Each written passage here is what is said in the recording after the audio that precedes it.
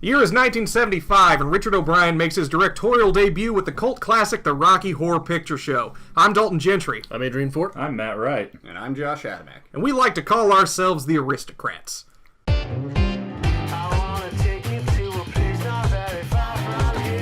Alright, so a little information, Rocky Horror Picture Show, if somebody's not actually familiar with said film. This is August 14th, 1975, the U.S. release.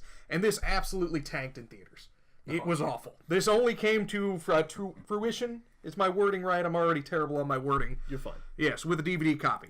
We have this directed by Jim Sharman, who did nothing else with his career, starring Tim Curry, Susan Sarandon, Barry Bostwick, Richard O'Brien, and Meatloaf. Because everything we record now has Meatloaf in it. How do you want to start with this? If not the actor, then at least Meatloaf. I love me some Meatloaf. Everybody loves Meatloaf. So, best scene, worst scene? Sure. Okay. What's the best? Somebody tell me the best scene of this. My favorite part of the movie might be Meatloaf's hot patootie, especially as Columbia was young Adrian's first crush. But right before that, if Tim Curry's talent, charisma, and just sheer Tim Curryness does not sell the audience with Sweet Transvestite, the movie is over. Okay. I'll take it from there. That actually goes right into my favorite scene in the movie is the song Sweet Transvestite, because it's where Tim Curry is just announcing his presence as a force to be reckoned with. Kudos to him for doing such a weird fucking movie, too. Yeah. Because he was a name before this movie, He was. wasn't he? Yeah. He was a classically trained actor. Now, I agree with you there that Sweet Transvestite is the point in the film where it has to be made. That's your point there. If it's not sold by Tim Curry, it's over. However, the floor show with Don't Dream It Be It is the best scene in this movie because that is where Tim Curry owns this movie. That is his perfection moment. Okay. I agree with you on that. That is goddamn right you my do. Thank scene you. As well. Thank you. I know I'm always right and I feel good about that. As he takes a celebratory drink, and I feel better about myself. Worst scene, go. for me, the worst scene was Don't Dream It Be It. Because that kills the momentum of the film at a very strange time. That does not kill momentum. That solidifies how beautiful that movie is. I hate you very much. Worst scene. I agree with him 100%. I feel like that slays the momentum of the movie, kills a full steam ahead train rolling down the tracks, and it's just screeches to a halt. Matt and I will attempt at some point to differentiate between ourselves. Why the hell did I sit in between you guys? I feel very uncomfortable. Josh, worst scene. I have to go. The worst scene is the first scene. Damn it, Janet. Okay. Absolutely hate it. Okay. Love it, but hate it. That song is terrible. There is a very small scene right after they're chasing Rocky with Riff Raff and Magenta that I would like to call the hand sex scene. Because for no reason whatsoever, Richard O'Brien just comes over and hand sexes Magenta. It does nothing for the film. It does nothing for the characters. It ruins it. Well, it did terrible. A little bit for me. Wait, it did. I'll disagree that it does nothing. It does set them apart.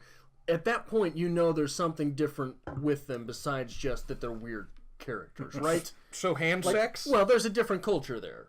With hand sex? Okay, we'll move on. Is that an alien subculture of hand sex that I'm not getting here? That will not be the sticking point of this review. Okay. Let us advance. Third thing before we really get talking the meat of this movie here, who do you give the Oscar to? The best performance overall in the Rocky Horror Picture Show. I think the Oscar here obviously has to go to Susan Sarandon in her bra and panties. I hate you so much. All right, it's obviously Tim Curry. There's no other way to go with this. It's Tim Curry. It's Tim Curry. There's no other way to go. I wrote Tim Curry, duh. Any other, is there, can I bring this up since we all agree on this? Is there any other actor that you can slip in there and this movie is the same? I don't think so.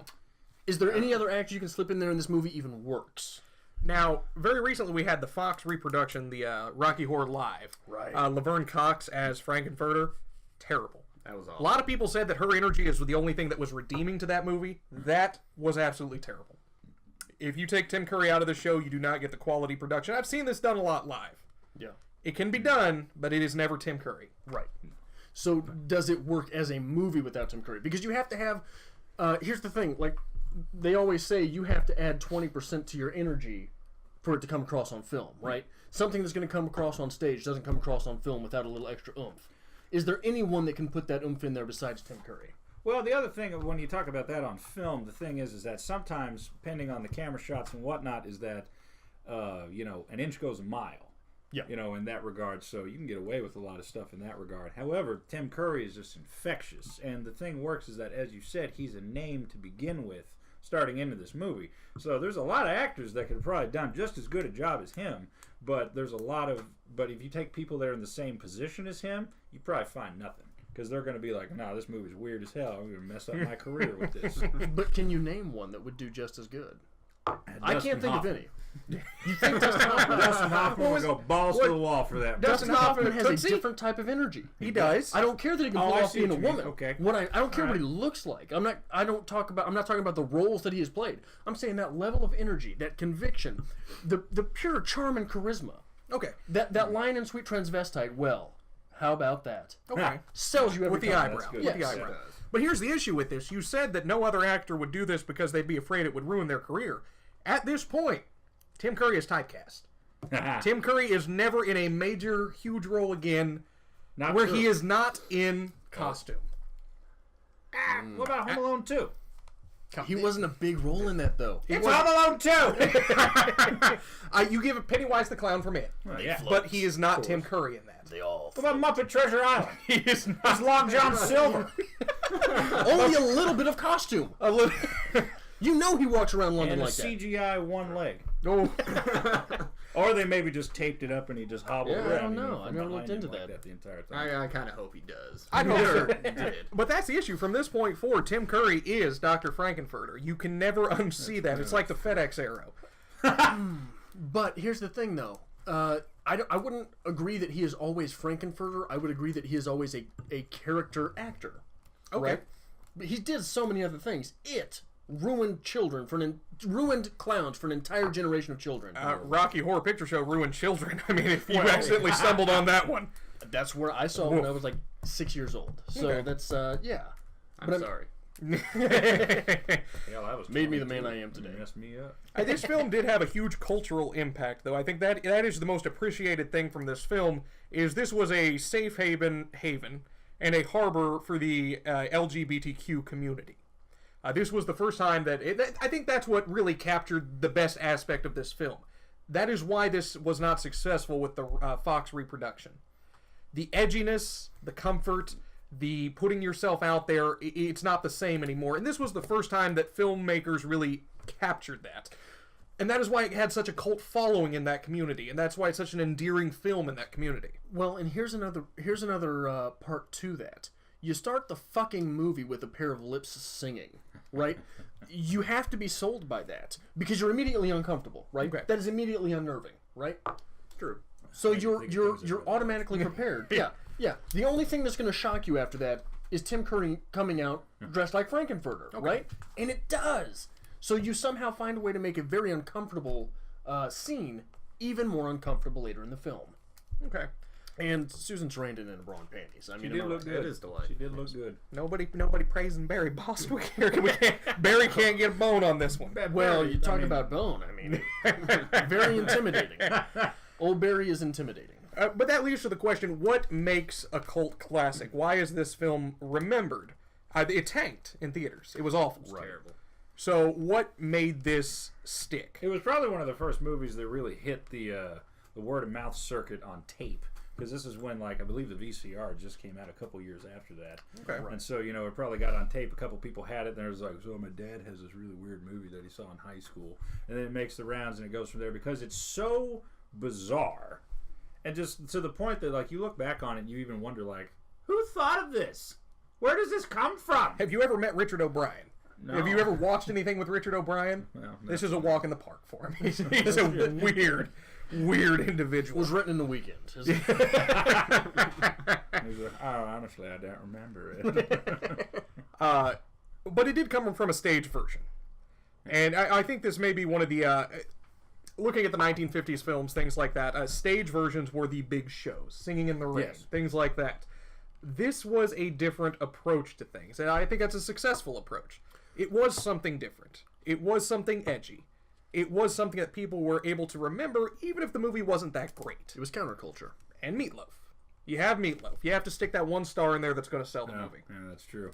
He might have actually been the biggest star at the time. Because people were just like, oh, Meatloaf. If I were, like me Meatloaf. I've seen it. I've heard his music. if I recall, I think Meatloaf was paid the most for this movie. Oh, and without that a is doubt. why he filmed for one day. This is 75, like Bad Out of Hell. Bat Out of Hell 1, I'm sure was probably like still burning up the charts in people's minds, and they're just like. And with a $50 budget to make this movie, you've got to swing hard for Meatloaf. He got $48. $48.25. $48.25. Thoughts? More movie thoughts on Rocky Horror? What is this movie about? Going home. I like that. You're welcome. That's what I'm here for. Is it about a sexual awakening? I think it is for Brad and Janet, right? Yes. No, it's completely about that. That's exactly what it's about. Well, but I think it's also about a revival of classicism. Is it any coincidence? Is it any coincidence that Frankenfurter kills rock and roll?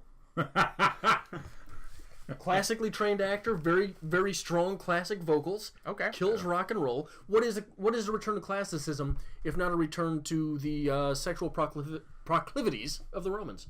Okay. I dig. I think that's fair. You could go the quite literal translation there. He literally kills Meatloaf. Yeah, he does. Yeah. And he serves Meatloaf, which is a great side joke that is. in its own sense. I love it. There's a lot that can be taken from the movie, but it's difficult to pinpoint. I think that's what makes this movie hard for some people. It does, for being as weird as it does have one very clear, consistent vision that it follows all the way through. Like, the movie is consistent as hell. Like, Yes. that's why it's almost hard, like, when you talk about best scene, worst scene, it's hard to pick one out because the movie is just a straight line all the way across with, what they're trying to get their point across as.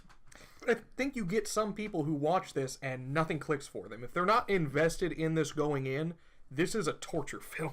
Yeah, well, and I think It is. But I think one of the things that adds to that is, yes, the film is consistent. The characters are not at all. Look at the character motivations that come and go. Brad and Janet want to go home, right? But then, this is cool. But then, I am not comfortable with you breaking into my room and having sex. But I'll do it. But that's the thing. It's about going home, because Brad and Janet, they aspire to go home. Riff Raff and Magenta are trying to get home. Frankenfurter is trying to create a home. But when we look at that in a larger metaphorical sense, Tell me I'm wrong. this return to classicism. tell me I'm Classicism is where we come from. Classicism is home. That was the origin of actual culture. Okay. All right. Culture as we know it. Josh, movie thoughts? Oh god, this abortion of a film. It's not that bad. It is. It's not that bad. It's not that bad. Okay. It is delightful. I love it. I mean, it'll always be one of my favorites. And that's what makes this a big thing. It's enough, isn't it? If this is one of your favorites, this is one you're going to watch again, this is one you're going to force your friends to watch, you're going to go see live productions, that's what makes this movie live. Because it's not good. It's not Academy Award-winning writing. Oh, God. It's not a good production. But it's a special movie for a lot of people. But you It were on a is. thought there, weren't you? Well, just going back to the fact that audience participation. Obviously, it's a big staple in Rocky Horror. Just everything about that, just bringing you into the film, literally having you yell out profanities, throw bread in the air, just everything of that is just, for me, it brings me back. Do you think that is dampened on a home theater experience? Oh, absolutely. Do you have to watch this movie with friends? Yes, without a doubt. It's sort of like drinking, right? If you drink alone, you're depressed. Even Not necessarily. or drink from the 50s. But I like Rocky Horror. I do. I've watched it many times. It is a difficult film to watch alone if I'm just going to sit down and watch a movie. It's an audience participation film because it's a live, living theater production. Yes. They just tried to capture that. And to combine those two things, that doesn't happen with any other film. You don't go see a movie and throw rice and shoot squirt guns at any other movie. Unless it's that fucking bad. And then I guess you might as well. I've thrown some things in movies. Yeah? I'm okay with that. Anyone else? Anyone else? Anything else? I was actually there when y'all went there. Back in We may have to flash 2009. pictures because Josh and I did the Rocky Horror Picture Show at one point, and I'm not sure if I want to drag those pictures out of I antiquity. bet if you Oh, it was find delight, those though. pictures, you find me in the background going, Yes, on that one. so many facial I'm in expressions. there somewhere. I remember you was Rocky. Your ass. So we'll be back. Hold on. Oh, A couple small thoughts.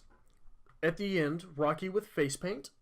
Two 1991 sting for me. Took me out of the movie. And the little nod at Disney at the end. What the hell was that? Little nod at Disney at the end. Sting. Tell me I'm wrong. You're right. Tell me I'm wrong. Fuck. You're never going to see the movie again. The movie the same again. I'm watching WrestleMania after the. The nod to Disney at the end with the rainbow over the castle. Okay. Did that get anybody else? Okay. No, I have never made the that's connection. exactly what I thought of. When Yeah. I saw it. Now, if we're going to talk about the ending, this is a different ending than this theatrical version. There's songs missing from the film that are in the theater version. Really? You get Once in a While, sung by Brad Majors, very 1950s classic Croner song. You also get at the end a song called Superheroes that is not in the film version. It's just Brad and Janet laying in the rubble of the house. They have a final song. So, just had to throw that out there. Nobody else gets that because who cares about going to go see this at the theater? Excuse me. I've never known. I've never seen a. I've never seen them doing it anywhere. We'll drag you in on it. All right, before we get to the rating of this film, A cheers. a cheer, a toast, a toast. I'm out of wine. How terrible. Hold on. I mean, I refilled, baby. You got to get that during the commercial break. A recommendation: if you like Rocky Horror, what should you see next, Adrian? Flash Gordon. Okay. Tell me I'm wrong. In the beginning song, Flash Gordon was there in silver underwear. I give it to you. You win. Matt? That's good. All right, Tommy. If you ever heard of or seen Tommy, good for you. Fuck that movie, though. I've never seen Tommy. Similar. What? I've never seen it. Oh, you never seen it? Do you like The Who? No. Imagine their music set to acid. All right. Like LSD stuff. I always did. I mean, literally, it's a rock opera on like The Who's music starring Roger Daltrey. I wasn't aware you weren't supposed to do acid and listen to the Who. Oh, well, it's a movie incarnate something of that experience. I would only imagine so. Imagine Elton John, like 16 feet tall, going like, "He's a pinball with this." It's like, oh, Who God. hasn't? That's how I spend my But if you like nights. Rocky Horror, Tommy, go there. I kind of like Rocky Horror. I hate Tommy. Josh? I gotta go with Club Dread. Okay. Love that movie. Another cult classic. Awful but amazing. What? This motherfucker's gonna find a way to mention Judge or Dredd in every review, is he not? That was actually That's the plan. completely unintentional. That is the plan. That's amazing. If you like Rocky Horror, you need to see the sequel prequel that no one knows about, Shock Treatment. What? Richard O'Brien's only other film, the sequel to the Rocky Horror Picture Show, Shock Treatment. No Tim Curry? No Tim Curry. Can't see it. It is awful. The magic that Rocky Horror Picture Show captured is not in Shock Treatment. It has one good song. Besides that, it's awful. Really? Just absolutely terrible. Let's sell it. Let's rate this. 1 through 100, the Rocky Horror Picture Show. I don't know if I should go first because I have a bad feeling about this. I give this a 92. Well, how about that's out of 100? Nope. That is way too high. This was my childhood. It's not your rating, it's mine. I don't give a damn about your system. This is 92 to me. Okay. Tim Curry, man. This is the essential Tim Curry. Okay. Argue me out of it. That's fine. All right. I give Tim Curry a 92. I give the overall movie a 65. Ooh. The reason I base this off of is that I think about this movie's going to turn off about 50% of the people that watch the movie, but I think 65% of the people should watch the movie. Okay. You said picture. Picture Susan Sarandon in her bra and panties. In the 70s, sure. Give it a rating. Now! It doesn't matter. Well, yeah, that matters a lot now. It doesn't matter to me. It might First matter off, that's Tim Robbins' property, I think. Secondly, she's got the feminists go wild. I mean, you always have to think about sagging. Josh, give me a rating. I went low on this. It's a 49 in my mind. You're a terrible person. I mean, taking out all of what you love throwing into it, you love just the awfulness of the movie, just looking at it completely, strictly as a film, terrible. Bad singing, with the exception of a few. Obviously, Meatloaf, Tim Curry, they both do a great job. Everything else is pretty Hope awful. is a singer. Yes. Just acting, singing, it's all bad. Love it, but I cannot stretch that too far. Okay, so hold on. Look at the camera and tell them that you're going to give this movie a personal rating and take out all of your personal effects. Yeah, pretty much. You gave it an F. I mean, You gave him that, yeah. Okay. 49%, yeah. Well, you're all wrong. Because if you take the super system here and you take into account the performance, the script, the impact, the entertainment, and the presentation, you get a total of 78 Tim Currys. 78 Tim Currys is the best accurate possible rating for this. It shines in impact. This film had a huge impact for a huge community of people. You said it bombed. it bombed in theaters. So it had an impact. It had an impact for a subset of individuals. No, it had that post-impact. Just because it did bad in theaters does not mean it was not culturally impacting. I mean, impact is impact. Like what's the movie? Not Clark Gable, but If you say Deep Impact. No, I'm talking about the movie from the It's a Wonderful Life. Okay. That movie absolutely tanked in theaters. Is like one of the most beloved films of all time. Must-watch holiday entertainment right there. Me personally, I like Mouse Hunt. I'm just going to leave it at that. You're going to slip it in. If you like this kind of thing, make sure you hit the subscribe button down below. We're going to be doing this quite often.